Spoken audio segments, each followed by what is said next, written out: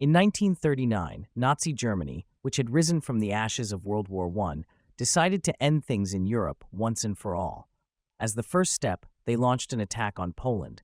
When Germany attacked Poland, Britain and France declared war on Germany. This marked the beginning of World War II. The fighting continued sporadically, with Germany conquering Poland, annexing Austria and Denmark, and advancing into northern France, even occupying Paris. The Germans had everyone holding their breath. They had become the dominant power in Western Europe. Hitler was thrilled but not satisfied. He said, "We must finish the job." He was preparing his army to invade the Soviet Union on June 22, 1941. This operation was called Barbarossa, which is known as the largest invasion in human history. Let us begin one day before the operation, June 21st.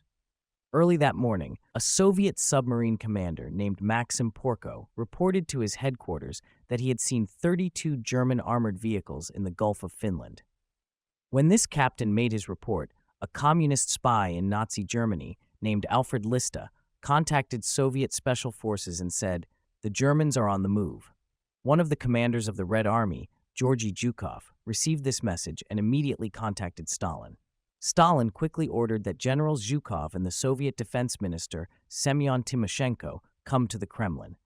They arrived quickly, and Stalin first told them, "I think this is a false report. They want to disturb our peace." He even said, "I don't think the Germans are stupid enough to attack the Soviet Union in this situation." However, Timoshenko insisted, "You're wrong.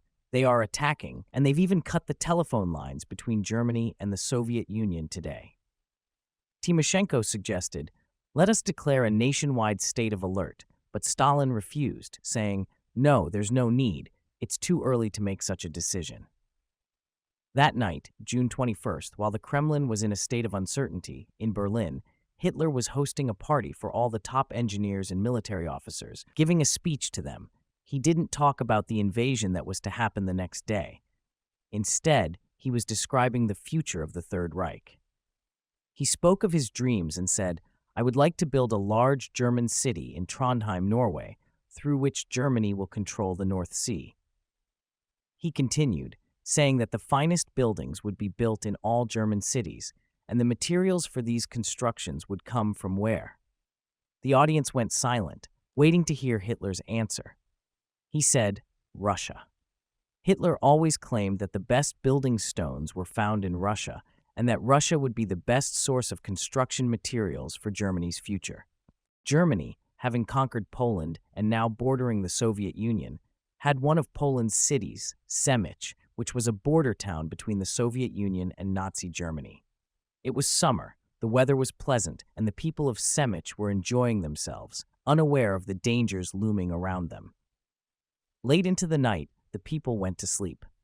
At around 4 a.m., German planes appeared over the city and began bombing it. In short, the Soviet Union was caught off guard. Despite all the reports reaching Stalin, the Soviet army had not taken them seriously, and the Germans began their advance. The German army that entered the Soviet Union was significantly large, though exact figures are unclear, but it is said that there were over 140 divisions, along with 17 armored divisions moving with tanks. Before this invasion, Germany had achieved victory in Poland, Denmark, Belgium, the Netherlands, France, Luxembourg, Yugoslavia, Greece, and North Africa, suffering only 70,000 casualties in these vast campaigns. At this point, Nazi Germany's military force was over 5 million soldiers strong, with 1.7 million in the Air Force and 400,000 in the Navy.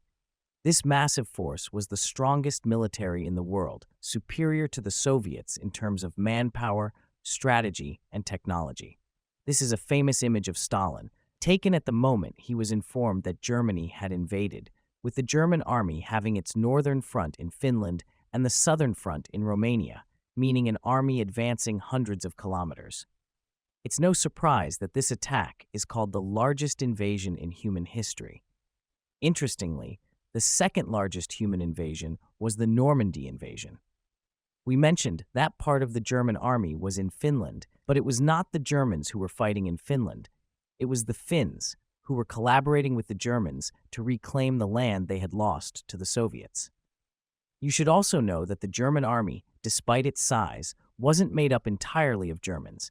Many countries were supporting Germany and sending their own forces to fight alongside them, including Finland, Romania, some Ukrainians, Danes, and even many Muslims from the Middle East, especially from Iraq and Syria. In total, around 3.5 million soldiers entered the Soviet Union. Meanwhile, Stalin and the Soviets were facing a major issue: the shortage of high-ranking generals. This was because Stalin had executed most of the high-ranking generals, leaving only two generals to plan the war: Georgy Zhukov and Semyon Timoshenko. These two generals were tasked with setting the strategies for the war. The Soviet army had plenty of soldiers, but very few experienced generals capable of making effective strategies.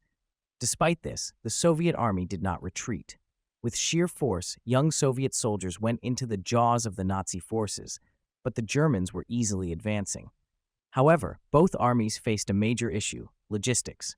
Both had to move hundreds of kilometers worth of artillery, tanks, and soldiers, which not only took time, but also required careful planning. The Germans transported everything by train as far as the rail tracks allowed, but when they reached Soviet territory, the tracks were different, and their trains could no longer move. The Soviets also had a shortage of good roads, meaning if the railways were unusable, it became even more difficult for them to advance. The Germans had anticipated this and had prepared 600,000 horses to use on the front lines, so they sent 635,000 horses forward to carry soldiers and supplies. Despite the huge Soviet army, many of their divisions were in the east of the country, thousands of kilometers away from the front lines. Stalin and his two generals decided to bring 70 divisions from the east and move them towards the west.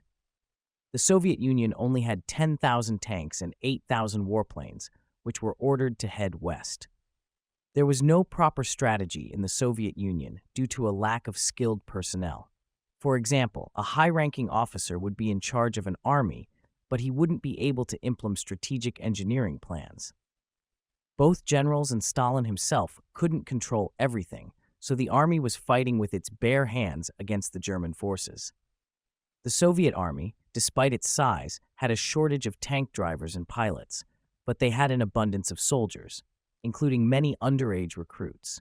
For example, there was a 6-year-old soldier in the Red Army, though this was an exception.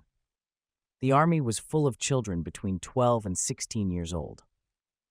After advancing into Soviet territory, the Germans decided to divide into 3 groups, one heading for Kiev, one for Smolensk, and the main force towards Leningrad, now St. Petersburg.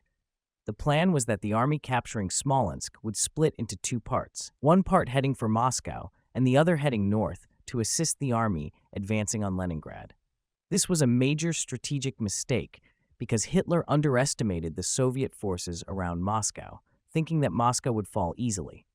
Half the forces were sent to assist the Leningrad front. The events of the previous days had led the Germans to believe that they had already killed or captured millions of Soviet soldiers, and they didn't think the Soviets could still have any significant forces. This was a major error on Hitler's part, as he ordered that all the villages along the way to Moscow be occupied, despite the objections of his generals, who advised him to capture Moscow first and then deal with the villages. Hitler insisted on clearing the path ahead, which allowed the Soviet forces near Moscow to regroup and strengthen. The German advance was rapid and had reached 20 kilometers from Moscow, but Hitler's mistake allowed the Soviets time to prepare. The harsh Russian winter struck, and this is what the Soviets had been hoping for. The cold weather destroyed everything, and most German soldiers were not killed by bullets or tanks, but by frostbite. They had not anticipated the cold, and Hitler's decision led to the German army being trapped in the freezing conditions. While the Germans had captured Leningrad and most of Ukraine, they stopped just 20 kilometers from Moscow. Stalin, seeing the situation, ordered that all available forces be brought to Moscow, especially those fighting the Mongols in Siberia. He said, "Forget about the Mongols, bring the troops who can fight in the cold to Moscow."